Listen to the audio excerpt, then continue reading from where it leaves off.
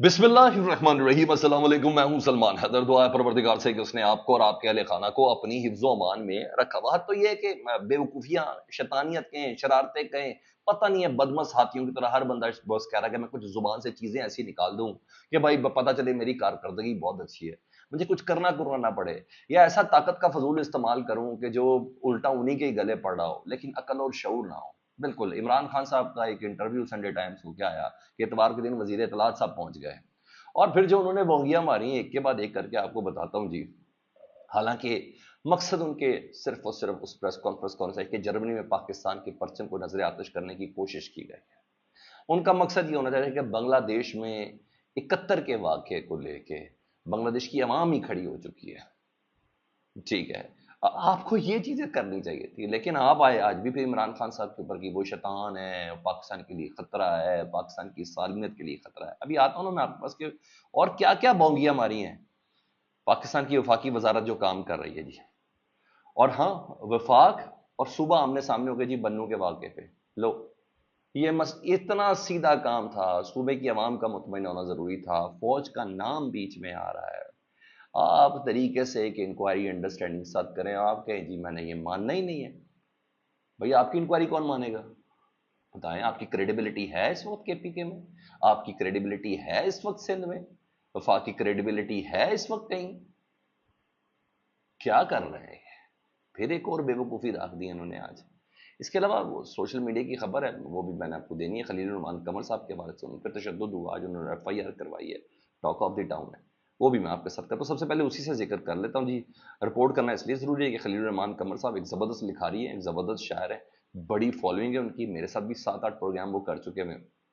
और पाकिस्तान तहरीक इंसाफ के भी बड़े ज़बरदस्त हमायती हैं, बड़ा खुल के हमायती हैं। वो यूनिवर्सिटीज़ में लेक्चर्स देते हैं बाकायदा इन तमाम चीज़ों के। और और वैसे भी एक उम्दा लिखारी, उनकी बात समझ आती है। तो भाई वो बताते हैं कि एक खातून ने ना मुझे फ़ोन करके 15 जुलाई को बुलाया। 15 जुलाई का वाक़या, मैं आपकी फ़ैन हूँ और मैं एक ड्रामा राइट करवाना चाहती हूँ, तो आपसे मुझे मुलाकात का वक्त मिल सकता है? तो एक डिसाइडेड जगह पर उन्होंने कहा, हम रात को बैठ गए। 12 बजे के करीब मैं उधर पहुँच गया। वहाँ खातून अकेले नहीं थी और उनके साथ कुछ लोग थे, पूरा गैंग था उनका। डिसाइडेड जगह पे हम पहुँचे, वहाँ पूरा ग्रुप था। उन्होंने मुझे सबसे पहले आते साथ बांध दिया, मुझे ज़दोकोब किया, मुझे मारा और तावान का मुतालबा करने लगे। और पहले उन्होंने पैसों का मुझसे मुतालबा किया, मेरे पास जो नकदी थी वो मुझसे छीनी। फिर मेरे एक दोस्त को मैंने कॉल करके 10 लाख रुपए उनके अकाउंट में ट्रांसफ़र करवाए जी, वो अरेंज करके दिए। लेकिन मुझे मुसलसल तशद्दुद और टॉर्चर किया जाता रहा उधर बांध के। इन्होंने मेरे पर तशद्दुद भी किया और फिर मैं वहाँ से जान बचा कर निकला। तो 15 जुलाई का ये वाक़या, और रात 12 बजे मुझे बुलाया गया। 2,73,000 रुपए की नकदी मेरे से दी गई और मोबाइल छीना गया। 1 करोड़ रुपए के तावान का उन्होंने मुतालबा किया था, लेकिन 10 लाख रुपए मैं दोस्त से लेकर उनके अकाउंट में ट्रांसफ़र किए। तो अब ये एफआईआर दर्ज हो गई है और सोशल मीडिया में इंक्वायरी का मुतालबा है। और बहरहाल हाइप तो इस वक्त इसकी टॉक ऑफ द टाउन है, ये बनी हुई है। जो क्या क्या कैसे नहीं, ये इंक्वायरी सामने आनी चाहिए जी। कोई ऐसा तो नहीं प्राइड ऑफ परफॉर्मेंस लिया इन लोगों ने और इस तरह को उठा के बांध के मारना शुरू कर दे। ये जंगल है, पाकिस्तान है? ये क्या है? बुलाएं, बांधें, मारें, पैसों से अकाउंट ट्रांसफर करवाएं। इस स्टेटमेंट में इतने पूछ हैं कि कहीं ना कहीं से बंदे पकड़े जा सकते हैं। तो बहरहाल मैं भी इसको प्रोटेस्ट करता हूँ, इसकी इंक्वायरी कंप्लीट होनी चाहिए जी। उधर बन्नू वाक़े पर वफाकी हुकूमत का रद्द-ए-अमल आया जी। आज आपको पता, संडे के दिन वज़ीर इत्तलात अता काम कोई नहीं है, तो फिर ये उन्होंने कहा प्रेस कॉन्फ्रेंस ही कर देते हैं। पहले भी विदाउट कंसेंसस ही उन्हें पीटीए पे पाबंदी की प्रेस कॉन्फ्रेंस कर दी थी।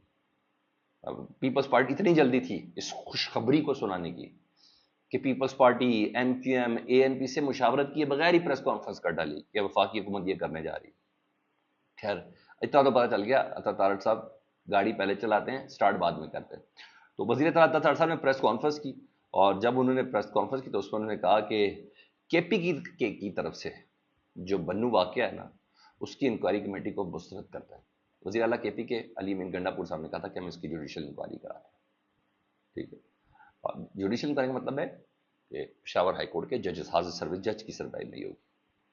तो उन्होंने कहा हम इस इंक्वायरी को, अब ये वफाक कह रहा है हम केपीके की इस इंक्वायरी को, जो कमेटी है उसको मुस्तरद करते हैं। और उन्होंने कहा वो जो अदालती कार्रवाई उन्होंने करवाना थी ना, वो नहीं करवाएंगे, हम उसको मानते नहीं हैं।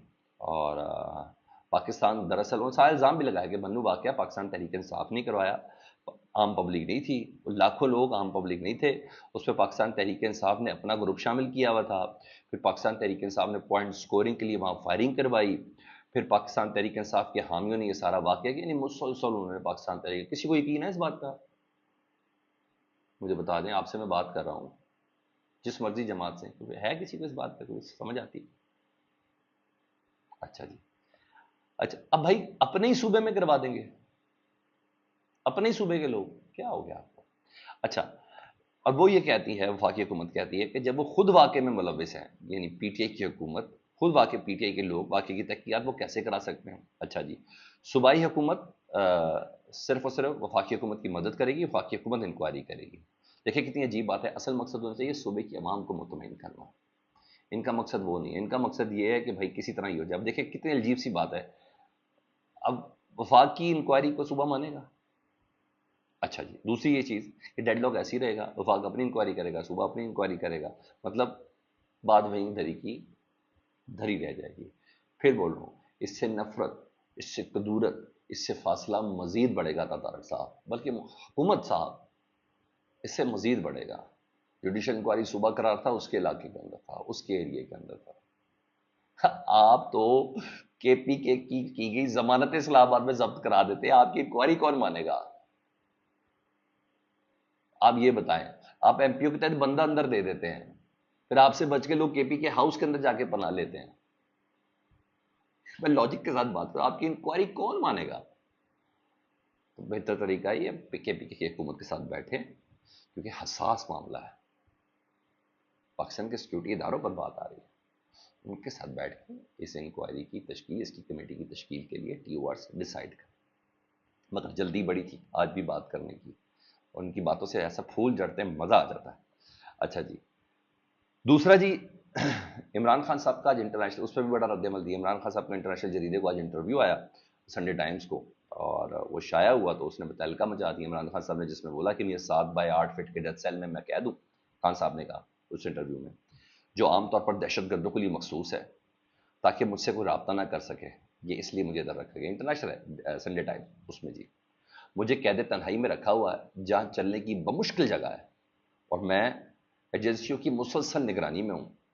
اچھا، یہ باتیں عمران خان صاحب اپنے کسی نہ کسی کیس کی سماعت کے دوران صحافی حضرات سے پاکستان میں بھی کرتے، کوئی ایسی بات نہیں تھی، کوئی ایسی بات نہیں تھی، کوئی نئی چیز ہو جس پہ عطا طارق صاحب کا پریس کانفرنس کرنا بڑا ضروری تھا، انہیں پتہ ہی نہیں رسپونڈ کیا کرنا ہے۔ اچھا جی، عمران خان صاحب نے کہا سنڈے ٹائم کہ میں 7x8 فٹ کے ڈیتھ سیل میں قید ہوں، عام طور پر دہشت گردوں کے لیے مخصوص ہے تاکہ مجھ سے کوئی رابطہ نہ کر سکے، مجھے قید تنہائی میں رکھا ہوا ہے جہاں چلنے کی بمشکل جگہ ہے، میں ایجنسیوں کی مسلسل نگرانی میں ہوں، 24/7 ریکارڈ کیا جاتا ہے مجھے، میری ایکٹیویٹیز کو، مجھے گھر والوں سے ملاقات جیسی بنیادی قیدی اور انسانی حقوق کی سہولت سے بھی محروم رکھا ہوا ہے، یعنی میری فیملی سے بھی میری ملاقات نہیں کرائی جاتی۔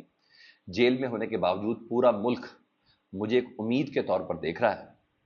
سب سے اہم بات یہ ہے کہ میری دعائیں مجھے ثابت قدم رکھتی ہیں، اللہ پر یقین مجھے یقین دلاتا ہے کہ انصاف ظلم پر غالب آئے گا۔